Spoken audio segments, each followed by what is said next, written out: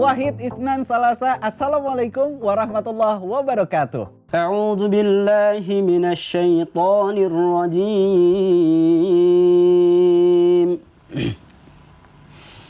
Bismillahirrahmanirrahim.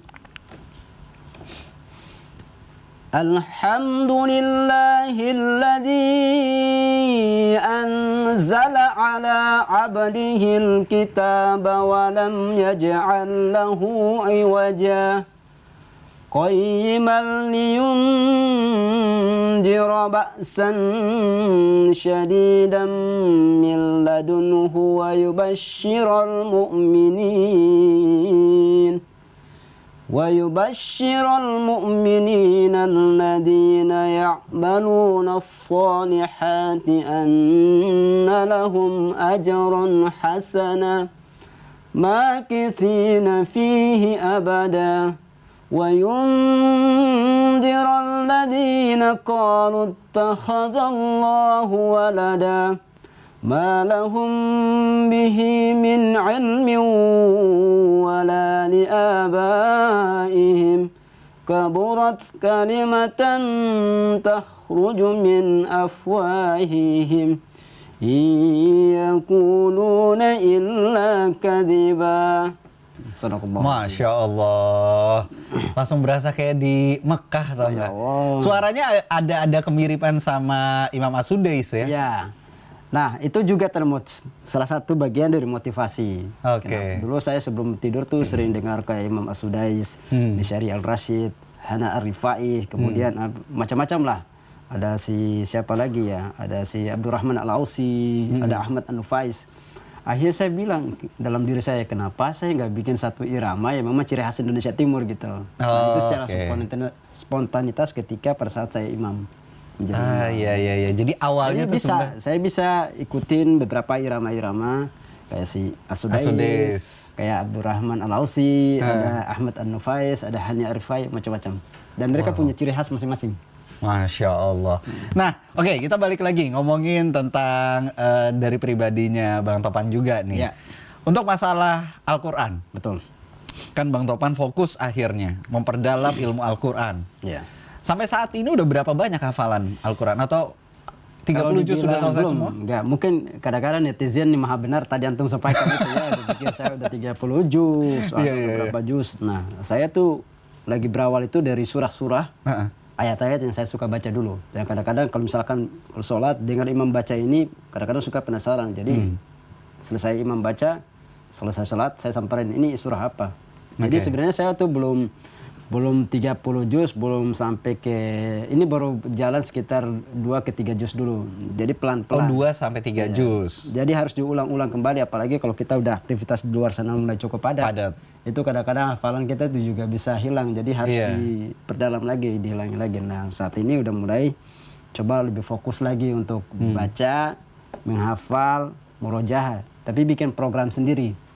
Program di rumah sendiri gitu. Oh gitu. Tapi yang paling semangat sebenarnya yang paling penting itu gimana murojaah bareng sama teman-teman. Jadi nanti ketika kita salah, mereka bisa mengingatkan gitu. Jadi daya ingatan kita justru lebih cepat dibandingkan belajar sendiri. Tapi Bang, sebenarnya tantangannya apa sih ketika kita mau menghafalkan Al-Quran tuh? Karena kan apalagi di umur-umur kita sekarang ini gitu kan. Yang hafalannya itu sebenarnya udah nggak terlalu bagus gitu. Betul sekali. Sebenarnya itu kata guru-guru kita itu, kata teman-teman juga, itu pertama itu memang dari niat. Niat. Kalau kita ada kemauan, insya Allah pasti ada jalan. Innamal a'malu binniyat. Betul sekali. Yang kedua itu, kita disarankan untuk menjaga makanan. Karena setiap makanan yang haram, yang tidak halal itu berpengaruh pada hafalan. Kalau yang syubhat misalkan nggak ada. Termasuk itu juga. Jadi walaupun dia udah hafal, iya. Dan itu kita harus menjaga. Yang ketiga, menjaga pandangan. Pada intinya kan. Wah, susah banget itu. Karena orang-orang yang ahlul Al-Quran itu saya lihat sendiri dan mendalami sendiri itu mereka memang menjaga itu semua gitu. Jaga pandangan mereka, jaga makanan mereka. Nah, kurang lebih ada sekitar 3 itu. Terus yang keempat itu ya ada waktu-waktu tertentu yang membuat kita itu lebih fokus, lebih tenang untuk menghafal, kemudian murojaah. Jadi contoh misalkan waktunya paling tepat itu di waktu sebelum maghrib, kemudian sesudah maghrib. Nah, di waktu Isya, sebelum Isya. Dan yang paling gampang untuk dan paling cepat untuk masuk itu pada saat waktu malam. Nah, justru malam? Justru malam, karena otak kita itu sudah istirahat kan. Jadi kalau walaupun kita baca di siang hari, baca 1 juz itu pasti nggak bisa masuk. Oke. Ya, justru yang lebih cepat itu pada saat sebelum subuh. Nah itu paling cepat hafalan kita. Oh jadi abis kita tahajud lah ya? Iya. Abis itu kita lanjutin? Cuma itu memang tantangannya malasnya di situ. Nah, biasa setannya tuh lebih berat. Udah tidur aja. Yang mecut Bang Topan apa biar bisa terus semangat itu tuh apa? Harus dilawan semangatnya gitu. Wah hari ini saya harus begini, saya harus begini, saya harus begini. Iya orang mungkin selama ini berpikir iya kita harus ngelawan. Cuman konkretnya tuh apa? Cara melawannya itu gimana? Itu yang masih jadi penasaran kita. Ya diniatkan. Semua itu harus diniatkan dalam ini. Sama kayak orang. Antum menonton bola, udah ada niat belum? Udah. Pasti pasang alarm. Nah, pasang alarm. Ya, mau nggak mau harus bangun karena fans antum kan main di situ. Iya. Misalkan di klubnya apa gitu kan, mau tidak mau harus bangun. Mau jam berapa pun juga akan bangun pingin nonton itu. Dan itu juga kayak dengan kita. Padahal ini ada hal kebaikan ada di sini, ada pahalanya di sini. Kenapa kita tidak lakukan? Nah itu salah satu tantangan itu bisikan-bisikan setan. Itu yang biasa sering digoda. Udah, nggak usah bangun, tidur aja dulu lebih enak tidur daripada ikan ngaji gitu. Tapi dan sering biasanya, mengalami itu? Iya itu sering. Dan biasanya kalau orang yang paling cepat ngantuk itu membaca Al-Quran. Iya sih benar. Kita kalau udah baca Al-Quran kayaknya muak mulu ya. Udah ada baca bersatu ayat 2 ayat, udah langsung ngantuk. Iya benar. Nah, dan sistem menghafalnya juga itu carilah surah-surah yang gampang kita baca dan sering kita dengarkan. Kemudian jangan kata guru-guru saya bilang, jangan pernah berharap untuk menjadi seorang hafiz Al-Quran. Kalau ingin menjadi seorang hafiz Al-Quran, nggak perlu lu baca Al-Quran. Cukup dikasih nama aja, Al-Hafiz, udah selesai. Tapi bagaimana kita menjadikan Al-Quran ini sebagai ahlul Quran.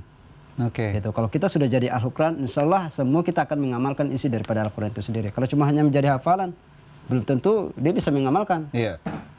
Itu. Tanggung jawabnya berat juga. Karena tanggung jawab berat nih. Kalau kita udah pelajarin justru, tapi kita nggak mengamalkan, justru kan orang yang pertama kali dihisab juga dan masuk neraka ya orang-orang ahli Al-Quran itu sendiri. Nanti kan ditanya sama Allah, antum belajar Al-Quran untuk siapa? Untuk duniawi atau untuk hamba atau untuk apa gitu? Oke. Takutnya nanti jangan sampai kita salah jalan, salah kaprah kan.